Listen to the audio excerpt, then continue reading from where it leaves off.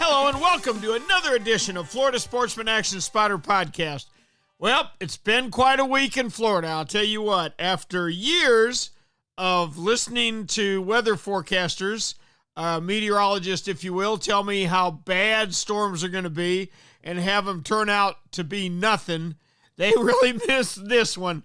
I tell you what, the Hurricane Nicole that came up the east coast of Florida in particular, far more damage than we anticipated, and all our thoughts and prayers go out to people with a lot more than fishing on their mind, but a lot of us have always got fishing on our minds, so tonight we're going to talk about it a little bit. Here's what we're going to do. We're going to make a quick stop over in Nosara, Costa Rica, check in with our buddy Craig Sutton, find out what's happening out there. Their season has started again. They have a very short off season, and if I'm right, they've had some incredible marlin fishing over the last week or so. Then we're going to come up to Northeast Florida, check in with Captain David Voorhees, work our way all the way down the East Coast, talking to the best fishermen in each location. We'll go through the Keys, check in at Bud and Mary's, work our way up the West Coast and out the Panhandle. And by the end of the podcast, we will know where every fish in Florida is residing. The Florida Sportsman Action Spotter Podcast is brought to you this week and every week by Yamaha. Reliability starts here. By Shimano, bringing people and nature together. By Tournament Master Chum. Oh, it's the best chum on earth, all right. By Nosara Paradise Rentals, your dream vacation. By D.O.A. Lures, the unfair advantage. By Young Boats. You want the finest in flats, bay, and offshore hybrids? You need to check out youngboats.com. By the Castaway Hat Co. That's the hat that's helping save our seas. And by Academy Sports and Outdoors. Right stuff, low price, every day.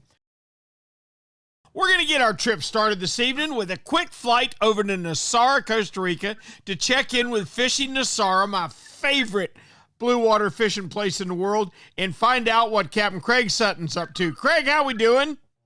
Man, Ricky, we're so good down there. We're so good. The new year started, and it's just, we're wide open. I mean, mahi are everywhere. There's sailfish and marlin mixed in with them. It's just, I think it's more of a matter of letting the marlin, get ready to feed or the marlin beating the mahi to the bait. But we're catching big numbers of mahi. No giant. We had one earlier, last week, I think it was on Wednesday or Thursday, got Matt Jordan out of South Florida. Got one that was probably in the 30s, mid-30s. That's a great fish, Craigie. Craigie, mid-30s is a great fish. We all talk about the 50s and we all dream about the 50s, but thank God for 25 to 30-pound mahi. They are great fish. Right. Oh, yeah, and we're getting good numbers. We had 7 one day, 9. Yellowfin mixed in with them, no big yellowfin, but we'll find them. I mean, I'm heading down there a week from Wednesday, so, we'll be looking for them. But last year in November, I lost one right at the boat. It's well over 200. Well over 200. It's funny to me. You started out the conversation by saying a new year. Craigie, your off season lasts how long? About a day and a half? No, it's 2 months, from the end of August till the end of October. But we technically, our year starts November 1. That's a new year for us. So, it's spring down there, and it's just, it's the right time. So it's good. I mean, me and you talked about it last week. It's just, as soon as that full moon came up, and the day of the full moon, the weather cleared up that afternoon, and it's just been beautiful ever since. And we got a little rain, a couple nights, quick showers, but it's blue skies and looking good, man. I can't wait to get down there. I can never teach you a thing, can I?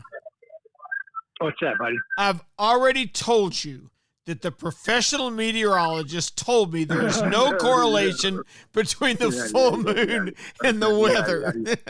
Yeah, well, I've only been using it. And, I had an old timer, one of my first trips up there. I stopped at this 24-hour-a-day fruit stand. And the guy, the local, he was muy barato, or muy borracho, which is, liquored up. But anyway, the old guy was talking, And I was having trouble following the conversation. This was many years ago, and I'm still learning Spanish, but I was struggling a little more then. And I got back in the car, and I about 2 miles later, I realized what he was saying. And the old timer was saying, the range come and go on the moves. And once I built boats and shipped them down there, I had to be down there during the rainy season doing fiberglass and gel coat work. And anybody that's done that, you can't have any kind of moisture. And I always time my trips by what that old, liquored up Latin guy said. And I come in a day or two, sometimes 3 days after the full moon, and I'm down there a week, and I get beautiful blue skies, and I don't have any rain. And I've been doing it like that for, I don't know, it's 16 or 17 years now, and it's, knock on wood, it's never failed me. Hey, settle down. That does not make you a professional meteorologist, okay? Just so you know, if you want to invite me to go fishing just before the full moon in November, yeah, I'll pass. We'll wait on the weather to see, because I'm counting. Right. I'm counting on a northeaster to come rolling in on that full moon. Cap, as always, we appreciate it so much. Tell people how they can get a hold of you to come down in Nosara for the absolute trip of a lifetime, whether they fish or not. Yeah, it's an experience, and I tell everybody, Ricky, they can call me at 904-591-2161 or fishingnosara.com. Thank you, Craigie. We appreciate it. The year was 1953 when one of the true pioneers of big game fishing just hung it up. No, it wasn't any of our podcasters. It was none other than Ernest Hemingway. I just don't want to do it anymore, he's credited with saying. The tackle has become so sophisticated, the fish just don't have a chance. Can you imagine walking him through the aisles of Strike Zone Fishing and showing him the latest and greatest from Shimano? Can you imagine handing him a Saragusa spinner that weighs less than his bait did and could put more torque on a rampaging tuna than the giant old reels of his day? Now, Ernest, I'm afraid you left us way too early. The fights with great fish still go on today, and sometimes we still get beat. But if I were a sea monster of your day, I think I'd still rather do battle with you than face the tools that Shimano has stocked in Strike Zone Fishing 68 years later. Our thanks to Craig Sutton from Nosara. That means it's Florida time. Let's start up in the northeast corner with one Captain David Voorhees. How we doing, Skip? I tell you, Rick, it's been some really tough conditions up here after these storms. Not only did we have just an unusual a northeaster and then backed up by a hurricane coming in the back door to us, just an unbelievable amount of water put into this area, and it's really stained our waterways. I mean, you're talking about fishing some tough conditions. Right now, you've got, and not so much as water temperature or anything like that. The water temperature's fine, but it's just you're dealing with real dirty water. And, we talk about what these conditions and how do we adapt and how do we change to try to get the fish to bite in these tough conditions. And, yeah, we like to use scented baits this time of year. I mean, or in these conditions, I should say. I mean, these, especially with the redfish, a lot of these fish, they tend to feed with their noses more than their eyes. But one thing we rarely talk about, we don't mention it, but you hear it a lot amongst bass fishermen, and that's using noise to attract fish. Of course, I like the brighter colors right now. I want something scented, but I also want something that's going to make a little noise, got a rattler in it. And there's a variety of lures out there that make a lot of noise, the clatterbaits, and they're very successful with catching redfish.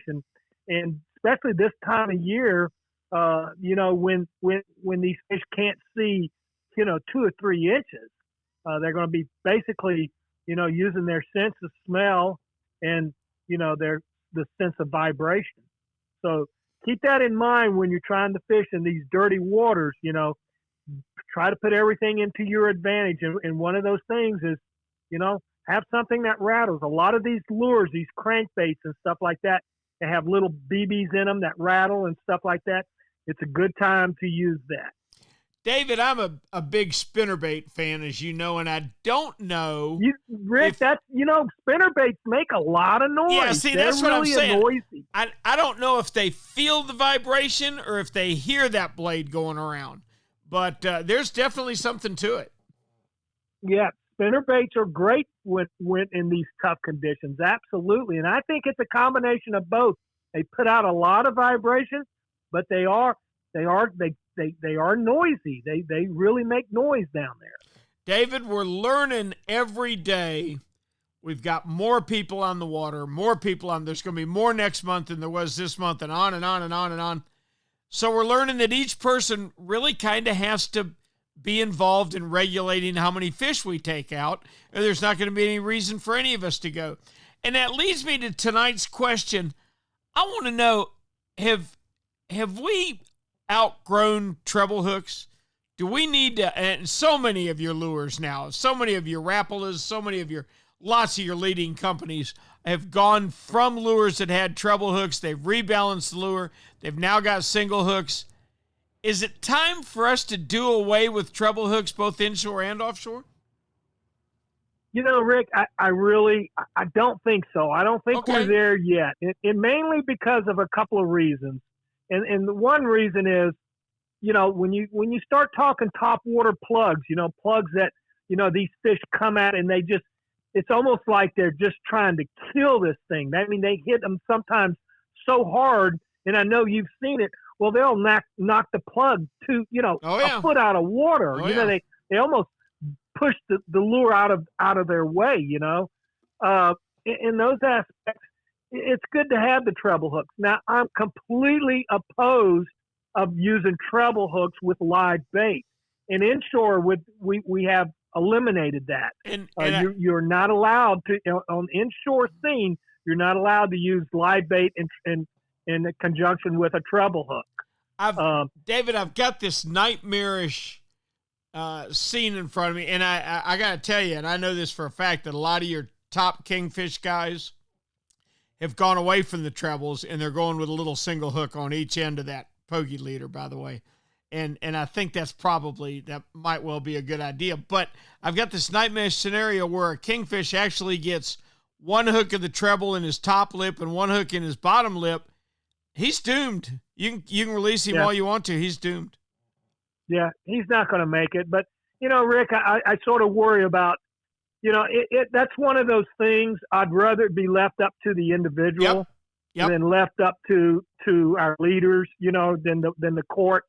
I'm just, it's when we start going down that dark path, where does it end? And I worry about that. And a lot of our situations we have today, if it's treble hooks now, what's it going to be tomorrow? Where does it end? So be careful of what you wish for. Government's rarely the solution. It's often the problem. All right. Thank you, David. As always, we appreciate it. And please tell me we can check with you next week. You know where I'll be, Ricky. All right. Now, your advice for this week: muddy water, stinky bait, and makes lots of noise. Yeah. Stinky baits, lots of noise, flashy, even, throw a topwater plug, topwater plugs. Everybody thinks they're a springtime lure. No, they're not. When these mullet are running out, throw that topwater plug. Back when I inshore fished a lot, this was one of my very favorite months to throw that topwater. The trout will be all over it. David, we appreciate it. We'll talk with you next week. All right, Ricky. Tight lines, buddy. Now, let's head on down to the East Coast Central to check in with one Captain Jim Ross. Jimmy, how we doing? Well, I'm doing pretty good. Everybody seems to have made it through the storm a little better this time for the most part here in the Central East region. One or two, problems, but not quite as bad as when Ian came through. So the cold overall hasn't been that bad for us. With the exception of the fishing, it has really devastated our fishing. We had, we've been talking about the last couple of weeks about how good the fishing was. And this week, it is absolutely horrible here. Everybody I've talked to is fussing, whining, and complaining, including myself. So it's going to take a couple more days before I think we get back to a solid bite again. But hopefully that'll happen here real soon. I would guess that's because of the tremendous amount of fresh water that's been dumped in your area. Yeah, we got a ton. We got a ton. Yeah, I would think so. That's not a good scenario in Central Florida. I can tell you that. But, yeah, it'll probably be a little while. Hey, Jim, I got to thinking about something the other day, and I'm talking about this inshore and offshore.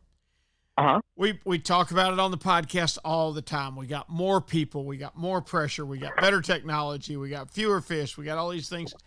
Is it time to do away with treble hooks, both in our lures and in our kingfish baits offshore?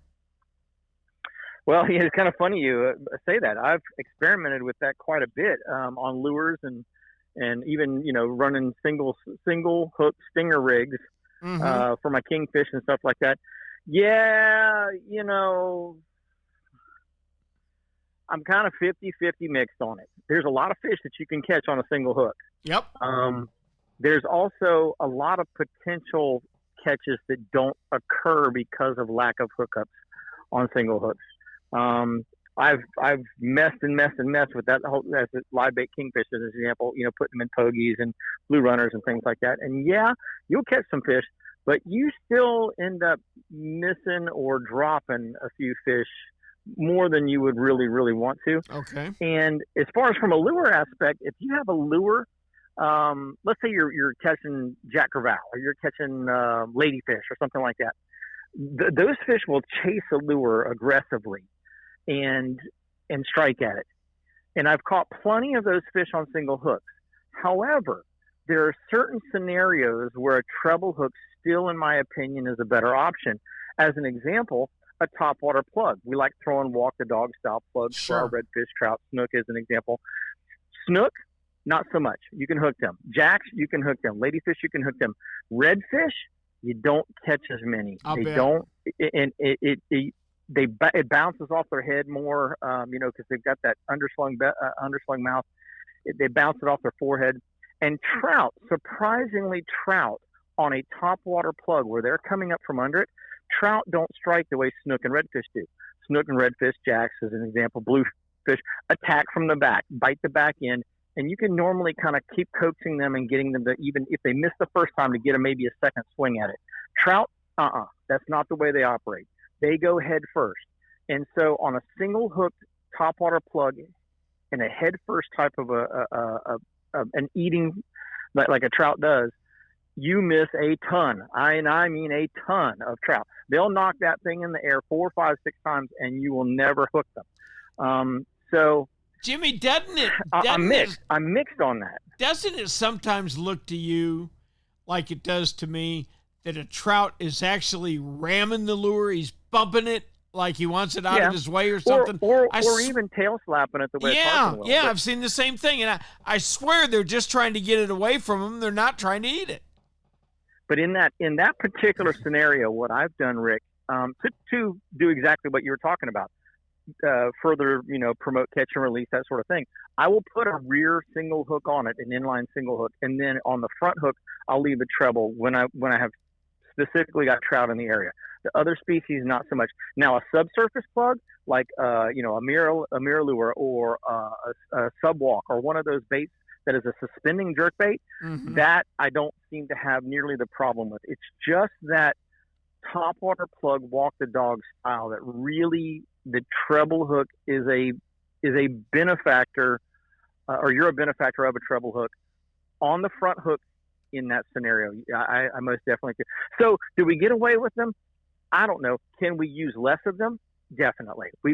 I've been doing it for years now, and it's a thing that can be done. All you have to do is just accept the fact that a specific type of fish that you're targeting may not be as likely to get hooked up on a treble as they do on a single. In the particular scenario or the particular method that you're trying to present the lure or the bait. I like it.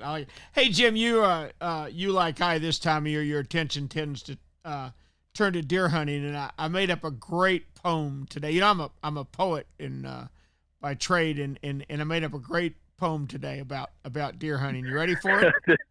This ought to be good. Well, it should be. I worked on it all day long. All right, here we go. All right, you ready? Okay. Roses are red, violets are blue. I'm eating fresh backstrap for breakfast. What about you? Well, I'm not eating fresh right now, but the other day I did have some fresh. There you go. I did get some the other day. There you go. Yeah. Well, I finally killed one. It's not the biggest deer in the world, but it's a deer, so that's all that matters, right? Jim, and I'm only going to touch on this one time tonight. I promise, listeners. And this area I'm hunting is full of big bucks. I mean, full of big bucks, right? And I've killed a monster. Okay, I was fortunate to kill a 230-pound deer a couple of years ago. That's a big one. Big white 8. I mean, just a massive deer. Okay, I did that. I got the rack. I did all that. My son lives in Mississippi where they never see big deer. And he's driving all the way to Pinehurst with me to hunt this year. And Jim, I saw yesterday, they weren't hot. They were just kind of in the same area, very near the exact same time. I saw probably a 90-pound doe, and I saw a big 8, and God, it felt good to shoot her. Yes. First off, we got too many does. We're overrun with does. Yep. They taste better. They do. All right.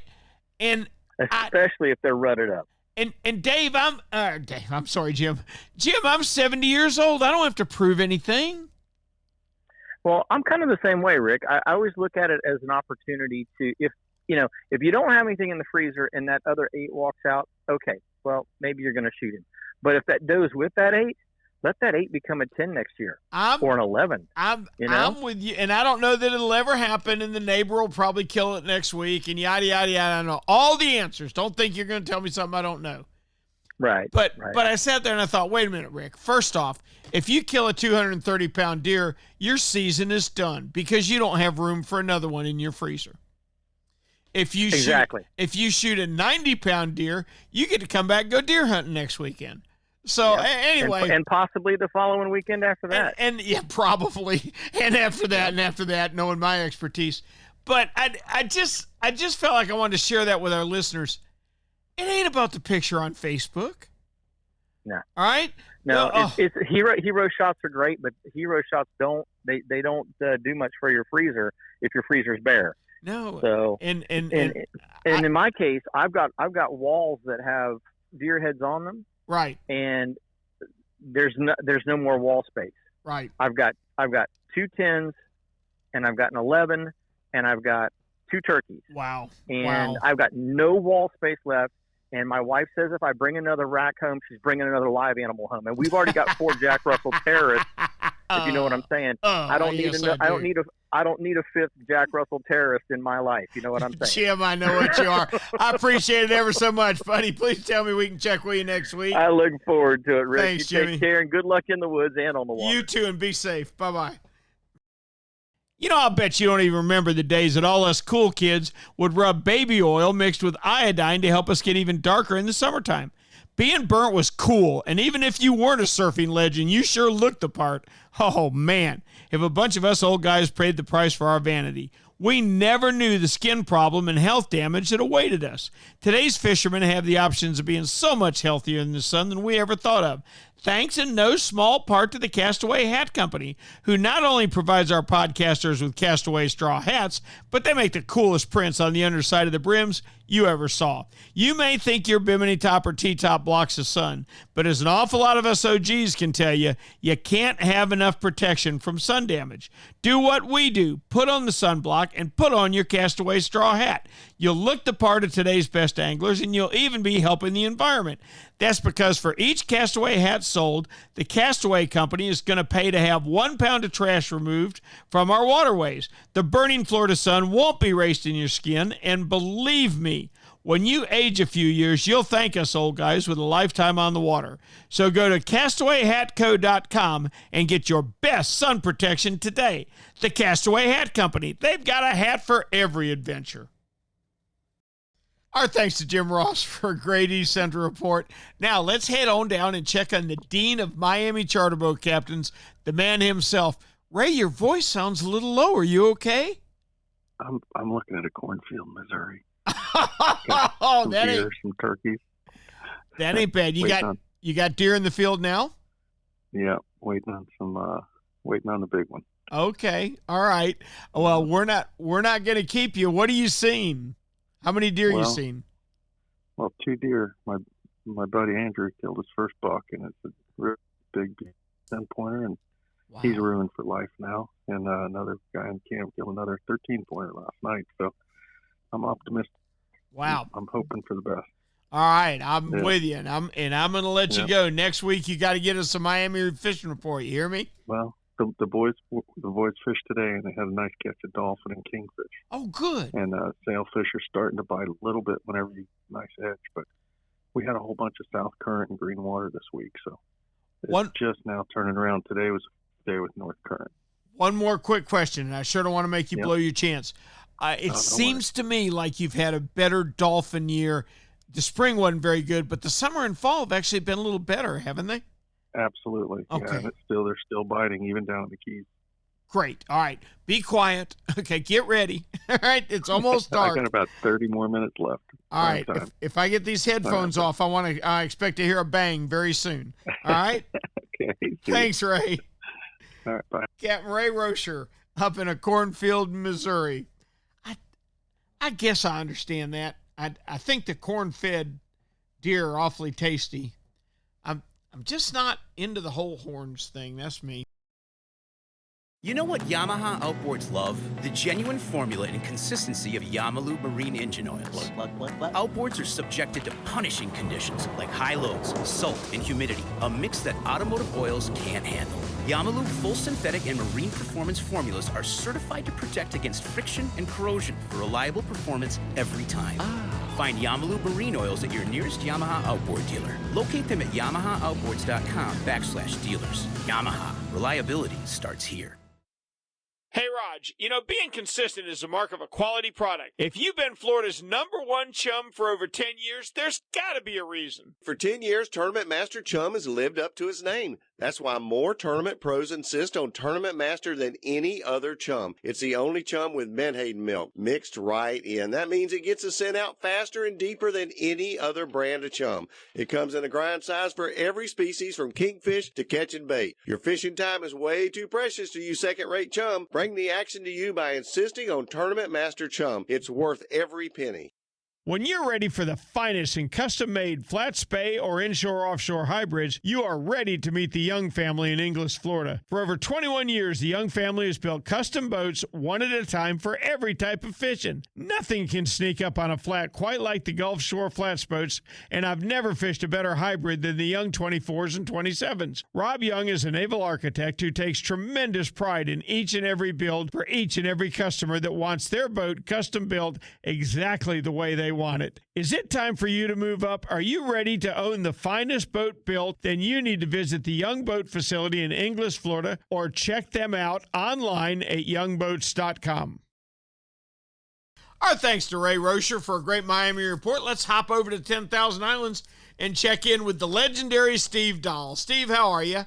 I'm doing great, Rick. How are you doing this week? I'm doing excellent, buddy. I'm doing excellent. But tell me about your fishing this week.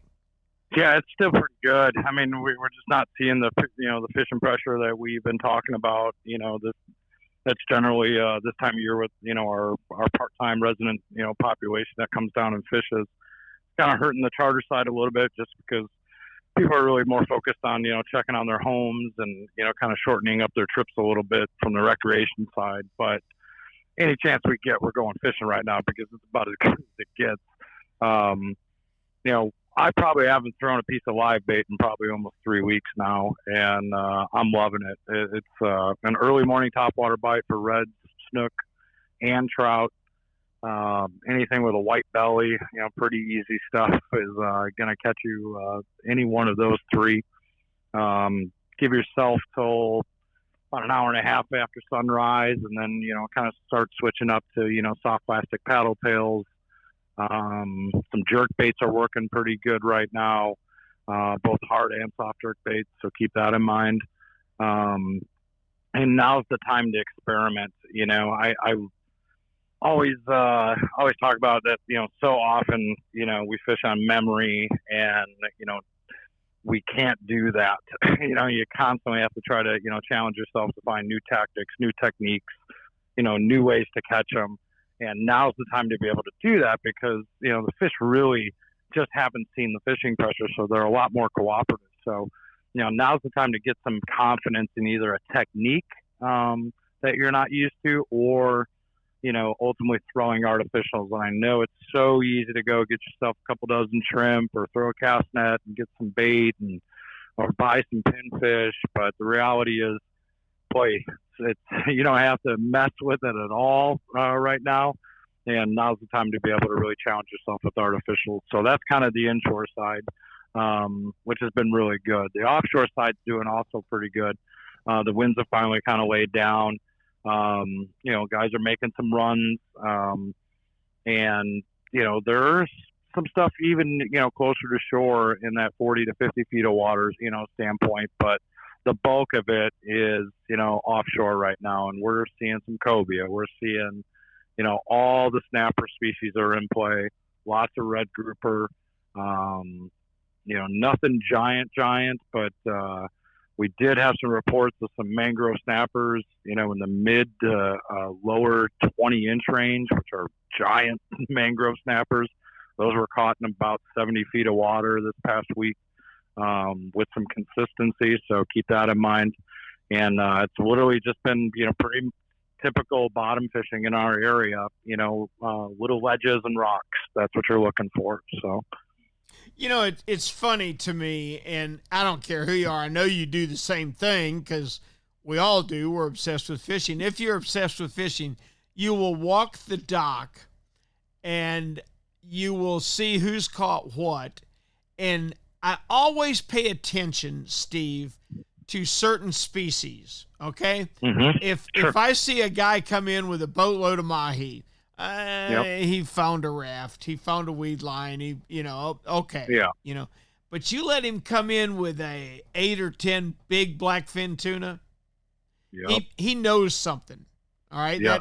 Those blackfin tuna aren't stupid. And what made me think of it when you were talking about 20-inch mangroves. 20-inch mangrove has seen that double chicken rig before, hadn't he? No, yeah, 100%. And you let a boat show up with a bunch of big mangrove snapper, they know how to fish. Yep, 100%. Yeah, I try not to get wrapped up in what I like to call dock talk. Dock talk is, I think this comes even if you're fishing tournaments too. You got a game plan set for the day. You're ready to go out there, and then all of a sudden, right before you launch, you're sitting on the dock and you're either yakking with another captain or a fellow tournament competitor, or just some recreation anglers, and boy, they put something in your head and you derail yourself really fast. Yep, because it'll mess with you. It really will. And so, I like to stick with your game plan, but to your point, this is where this brethren of fishermen is great. I know a lot of people keep stuff guarded, and that's understandable, but the reality is you'd be really shocked if you're nice and approach something with, something real humble, you're probably not going to get some info if you walk right up to that guy with all those tuna and say, hey, how'd you get those today? But, hey, I'm a little bit more of a novice, I'd really love to catch those. I've never caught those before. Can you give me some tips? I don't need a specific spot, but, maybe they just give you a little bit of information. When I first started guiding down in the 10,000 Islands, I had a veteran captain always tell me, not specific spots, but you give me a general area, and it was my job to figure out the area. You know what I mean? Sure. And, I do. Go ahead. And that's the way to learn, My blue water mentor told me one day when he had burned me, we were in adjacent slips at Comanche Cove Marina, and he had burned me for the 852nd day in a row. And he said, I said, Rob, God, what am I doing wrong? And he said one sentence that didn't click with me for almost 20 years. You know what he said to me? Go. He said, you got to fish somewhere all the time, Cap. And I'm like, oh, thanks a lot. I was mad. He's stuck up. He's no good. He said it all, Steve. I'm out there putting the lines over in 180 feet of water, and if I don't get a fish, I'll move to 300, and then I'm off. Oh, I bet they're in 1,000, and I'll go off looking without paying any attention to where I was. Correct. Okay? Yep. He wasn't in 180 feet of water. He was in 180 feet of water on the downcurrent side of that rock pile on the 2950 line. You see where I'm going? Oh, it's the spot on the spot. You know, we've all done it. You know? Right. And what he was trying to teach me was, find a spot to fish. Don't pull through pretty blue water because it's pretty blue water. The fish are still going to be concentrated somewhere for some reason. It's your job to figure it out. Cap, I got one quick question for you. Yeah, fire away. And because I wouldn't shut up, we run a little long. We got more people all the time. You and I both know that. We're getting more pressure all the time. We've talked about it at the beginning of this call. Is it time for us to get rid of treble hooks? I do think it is. We talked about artificials earlier in this and what we were talking about. And I replace a lot of my trebles with single hooks, and it's really for two reasons. It really tears up the fish really bad, manufacturers are getting really smart about how, they'll even recommend which hooks to put on those so it doesn't affect the balance of the bait or, the neutral buoyancy. So the hookup ratios, I think, are still just as good, to be honest with you. And, you just don't tear up fish. The second, and probably, just as equally as important is, boy, you've got 4 less barbs to get in your hand. Do those go in your hand? Oh, they do, and I know you've had them, and I anybody who spent any decent amount of time around hooks has probably had one in their hand at some point. Had one in my eye. Yep. I had one in my eyebrow, and that one scared me. So I'd never. But that's not good, Rick. I got close to that. Nope, it's an ugly story, but thankfully it's long in my past. Good. I don't know. And the thing that got me thinking about it, I don't know why, somebody was talking about kingfishing, and I've always had this picture in my mind. Everybody releases a lot of kingfish anymore. I mean, how many are you going to smoke? Come on. Right. And I've always had this horrible mental picture of a kingfish with one of the trebles in his bottom lip and one in his top lip. And I'm like, he's doomed. You can cut him loose all day long. Yeah. Whereas if they were single hooks, he could go on. And I don't even know, that I know it's time to do it. I know on the inshore scene, a trout can bust a mirror lure with 9 hooks in it and miss it every time. So, it may not be time to consider it there. I wouldn't mind seeing the offshore fishermen do away with treble hooks and natural bait. That may be a good compromise. But your thoughts are certainly well founded, and you know better than most people. And I think it's certainly something that it may be time to look at. If nothing else, look at it on an individual basis. Sure. Not does the government have to get rid of treble hooks, but am I going to quit having them on my boat? Yeah. No, and I think a lot of people are governing themselves, a little bit stricter and implementing that stuff. Yep. Which is great. I agree with you 100%. Cap, please tell me we can check with you next week. Oh, I can't wait. We appreciate it. Good to talk to you, Captain Steve Dahl. Hey, it's finally fall, and how many of us have been waiting for the magic of the mullet run to start? There are literally miles of mullet moving along just about every area of Florida coastline. What you need to cash in on the tarpon, snook, reds, trout, sharks, etc. that are feeding on the poor fingerlings is the perfect mullet imitation. Well, for my money, you can skip all the high-dollar made-in-China mullet imitators. For me and all the podcasters I've talked with, the perfect mullet imitation is made right here in Stuart, Florida, and it's the D.O.A. Bait Buster. Mark Nichols, the owner and manufacturer of D.O.A., spent years designing different bait busters to swim shallow, medium, or deep. What makes the bait buster so special? I'll tell you what I think. I think it's the tail. If your bait buster is moving, the tail is flapping. No predator can stand that tail flapping in his face. The D.O.A. Bait Buster. It's the perfect mullet run bait. Our thanks to Steve Dahl for his thoughts on treble hooks and his report from 10,000 Islands, where things are going awfully well. Let's jump up to West Central and find out what Captain Ray Markham's up to. Ray, been any fish caught since the storm? Well, yeah, finally. Not a whole lot going on the tail end of last week through the weekend.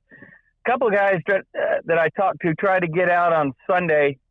Things were starting to settle down, but I think water was just too stirred up out there, and seas were a little bit lumpy. I heard the Mal de Mer thing kind of hit a couple guys that I know. A few pilgrims, yep. Yep. So, chummers. It's always good for the fishery. But on the inside, inshore kind of thing, some guys that have some water that's just basically surrounded by mangroves and very well protected did fairly well with some redfish and some snook. It was just a tough going week with all the wind, all the rain, whatnot. It wasn't all that great. I can't complain. Because I got a chance to rest. But other than that, there was a few guys that said they caught a couple of mackerel off of the fishing pier over in by the Sunshine Skyway Bridge. But that was about it as far as the inside Tampa Bay. Tampa Bay gets really ugly when it starts to blow. So, it is what it is. We take it as it comes.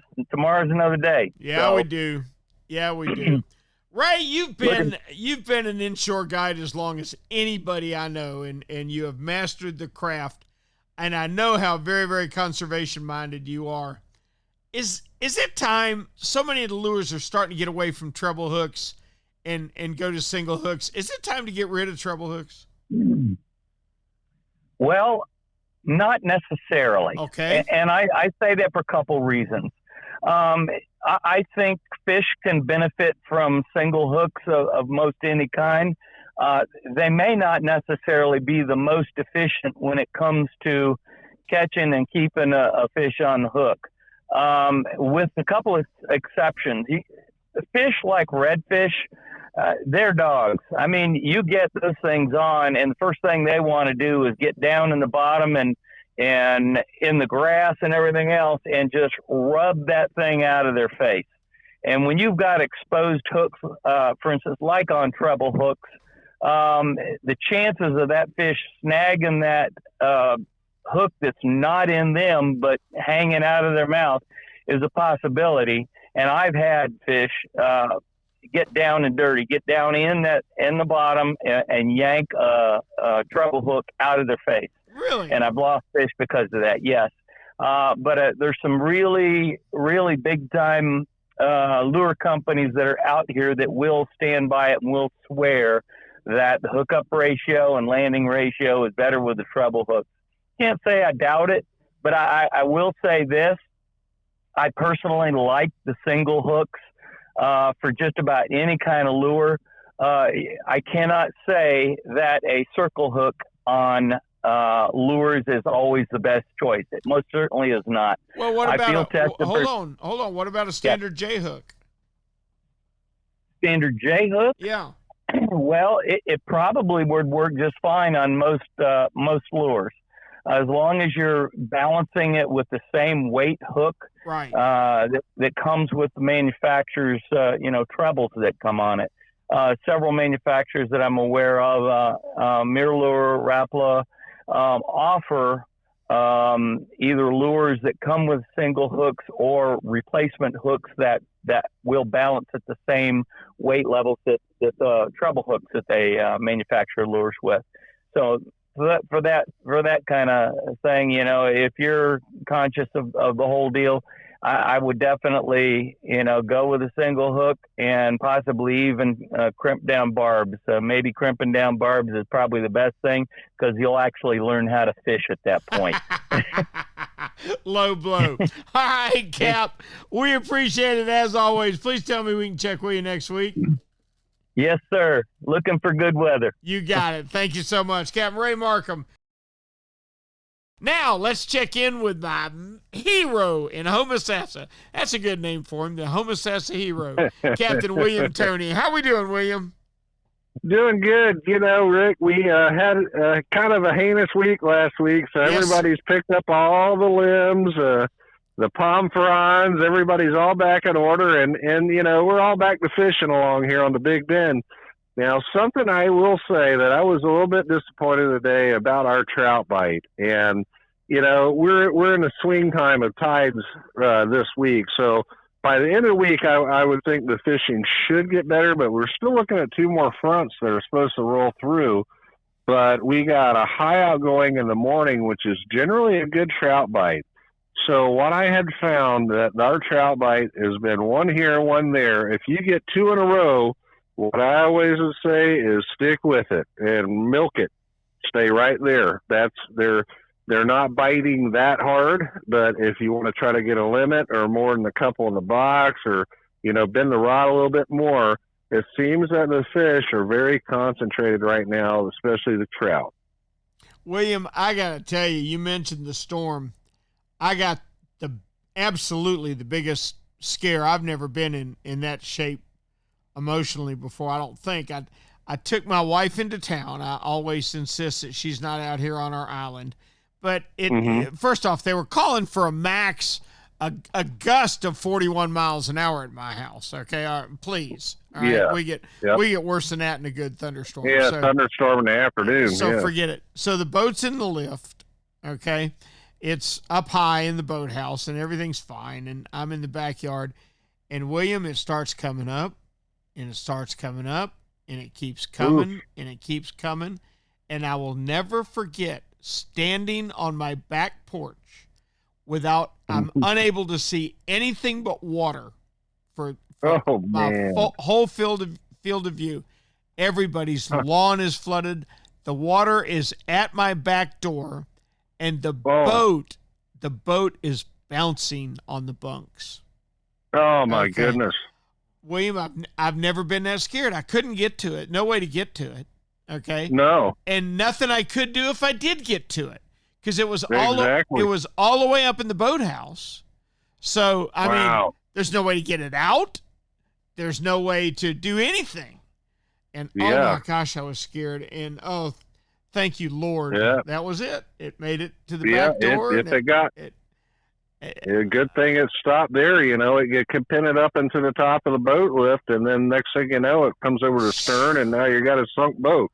All the years. That's crazy. All the years that I have heard meteorologists say, you got to watch this storm. This is going to be horrible. This may blow the whole state away, and laughed and thought, that's the stupidest thing I've ever heard.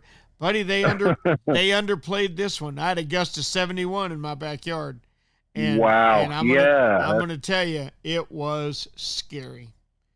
Yeah, we fared a lot better than you guys, and it came across. We actually had the eye here over Citrus County, and it was pretty docile. I think we may have got 2 inches of rain out of it, and the highest gust that I've heard anybody say maybe 40, something like that. It rattled the trees and did its thing all day Thursday, but by Friday morning it was like nothing ever happened. So that's what they usually are. Yeah.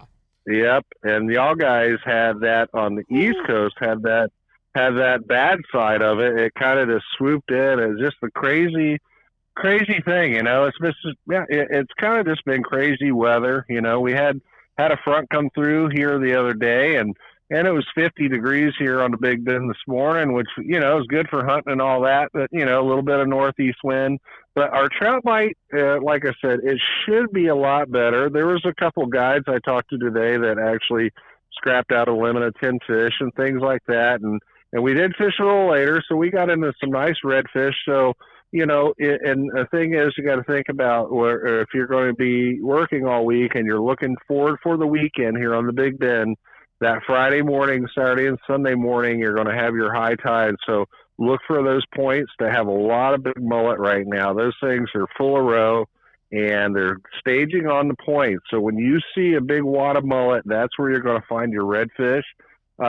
Couldn't do much with them on shrimp today. We did use live pinfish and caught some nice reds on live pinfish. And the snook have seemed like they've moved in a little bit further up into the river. So if you're here in Citrus County, dock lights, you got people now with some green hydro lights and things like that. You may want to start targeting those at night. getting up there towards Cedar Key and Steenahatchee, those fish are probably starting to get into winter mode up that way. But like I said, our water's not super cold, but it's on the verge of it. And I think after this week, after a couple of those fronts, it's really going to change us to more of a, I will say, semi-winter pattern where it starts pushing things back into the backcountry. I agree with you 100%. But it's almost that time of year, Thanksgiving's week after next. But that's right. It's so close, but it's kind of, it really kind of, it messes with your mind when it's the next week's Thanksgiving after you just get done with a hurricane. It's like, what's going on? Yeah. Hey, let me ask you a question, and maybe this is just in my head, okay? And you like I love to hunt. Hunting's not fishing, but I enjoy doing it. Is there something? Right. Is there something connected between hunting and Thanksgiving? There seems, I've hunted in West Virginia before. I had family up there when I was younger, and my dad and I would travel. The state of West Virginia closes the schools down for hunting season the week of Thanksgiving. Yep. That's how important it is to those people. And then like here, it always seems, we got Thanksgiving, and it's been a tradition long-standing at our hunting camp that we have Thanksgiving there. Now, the ladies take charge there, and I can tell you what, you might could get up and go sit in your stand by about 9 or 10 o'clock in the morning. You better be back at camp because we fry turkey, and we have a big get-together, and something that's been a tradition of our family, before Thanksgiving, dinner, everybody stands in a circle, you hold hands, say a prayer, and then everybody has to go in a circle and say what you're thankful for. Well, yeah, you and I have discussed this before because we do that. Everybody's welcome at Grandpa's table for Thanksgiving. We take this huge cabin up on a lake in Mississippi, and everybody's welcome. Bring your girlfriend, bring your boyfriend, bring who you want to bring. But if you're going to sit at the table, you better have a list. You better have a list in your pocket of the 10 things from 2022 that you are most thankful for. There you go. And I am most thankful that yesterday that big deer walked in front of my stand instead of William Tony's. That's going to make the list. It can, but maybe mine will be this coming weekend the bigger deer. That could have been the baby. That could have been the baby deer. I don't know. I'm praying for you. I hope it does. Cap, we'll talk with you next week. Thank you, William. All righty. Bye-bye. Bye-bye. All right, thanks, Cap. We appreciate the report, but before we move along, let's get a word from Academy Sports and Outdoors. The year was 1938 when a family business opened in Texas, and soon the very first Academy Sports and Outdoors became the place to go for everything you need for the great outdoors. Well, only 268 stores later, it's finally time for Tampa to get its very own go-to store for everything from line winding to bore sighting to bike assembly to LP gas refill, you name it. They've got it. You can count on Academy's low price guarantee to always save you money. For us here on the podcast, we love to shop our local retailers. Well, how about Academy Sports and Outdoors celebrating becoming Tampa Bay's newest local retailer by donating $10,000 to the local police athletic league and donating 200 gift cards to 25 local athletes. Fishing, hunting, and everything outdoors just got better for Tampa Bay athletes and outdoorsmen. You're going to love your newest local retailer located on US 19 in Pinellas Park. Academy Sports and Outdoors. Great stuff, low price, every day. Our thanks to William Tony for a great Big Bend report. Now, we can't leave Florida till we got the Panhandle, and that's where Captain Tyler Massey is large and in charge. What's happening, Skip? Hey, Rick, how y'all doing? Excellent, buddy. Excellent. Getting ready for Thanksgiving. I hear you. So over here, we're getting in our cooler temperatures and wintertime patterns, and for the most part, we're sticking inshore just because, with the variable weather and the winds and the fronts, it makes it a little rough offshore. But inshore fishing's been pretty good, and redfish has still been our main target here. And the bull reds, it's just been an incredible start to the season so far. We've been finding the redfish on the surface almost every single day, so it's been a lot of fun chasing around these schools of redfish. That's absolutely outstanding. What's the method of attack when you find those fish on the surface? What are you generally, you throwing at them, you trolling around them, you showing them natural baits, or what are you doing? So, in this situation, it's one of the rare situations here where the fish will almost eat anything. Sight fishing them with an artificial lure is probably most effective. We're fishing in, it can be anywhere from, 20 to 35 foot of water. And the fish are just on top, just, crushing menhaden, the baits in the water. But the easiest thing that we find, we use a medium heavy spinning rod for the most part. Something you could catch, snappers and kingmakers and that kind of stuff on.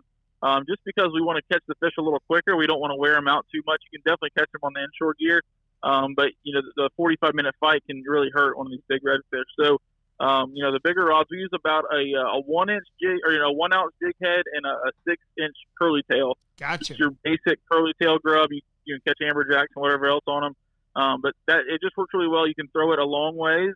You can let it sink and it gets down if the fish go down. But just any kind of lure moving fast across the surface is going to get a bite. Tyler, let me ask you: you guys having the horrible problems with sharks over there that we are on the East Coast? Yeah, we definitely do. We get a lot of shark problems offshore, especially our bottom fishing. But it even seems like the last couple of years, during our sheephead run in the spring, the sharks been eating our sheep's head in the deeper water. So that's been a new occurrence to us. I didn't see it, for the last, the previous, 10 or 12 years, but the last 1 or 2, the sharks been eating us up. But I mean, the sharks offshore, some days if they want to bite, you don't land a single fish on any wreck that they're feeding on. Yep. How about the bull reds? Do they mess with those big schools of bull reds? It seems like they don't feed on them, but we have seen a lot of black tips feeding with them, but we don't see the sharks eating the redfish. I'm sure that maybe they do offshore, when we catch them, when they're out there in the deeper water, but in the bay and right in the Gulf outside the pass, we don't see them messing with them. See, that's so funny. Here in Jacksonville, we get the same bull red fishery you do, except all our reds are on the bottom. They don't come to the top. And when they're strong in the early fall, like late September, early October, 5 miles up the river, you better hurry to get one to the boat. I mean, you better hurry. The big bulls. Is that mostly bull sharks? The bull sharks. The big bulls are taking a 25-pound redfish with no issues whatsoever. Dang, that's wild. Yeah, that would be definitely another interesting aspect to it here, but we definitely don't have to deal with that as of right now. Yep. Your blue water fishing over for this year? It's definitely winding down. Our your best shot throughout the wintertime is definitely be wahoo fishing. Anywhere within 30 miles or so, 35 miles, and that's trolling these lip plugs or a weighted lure at our edge or over our deep water bottom structures. That can be productive still. Also, we will see some blackfin tuna moving in, and even it's kind of rare, but they do come up and we catch them near the beach.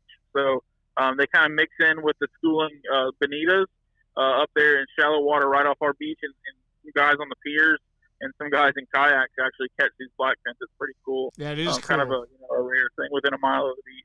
Now, something interesting over here, I'm not to keep you, but something interesting over here, all the tuna that come close to the beach, we have the same occurrence, probably not as close in as you guys do, but a lot of our reefs that are 8 to 10 miles off that are in 60, 70 feet of water in the spring will hold blackfin tuna, but they're all the big ones.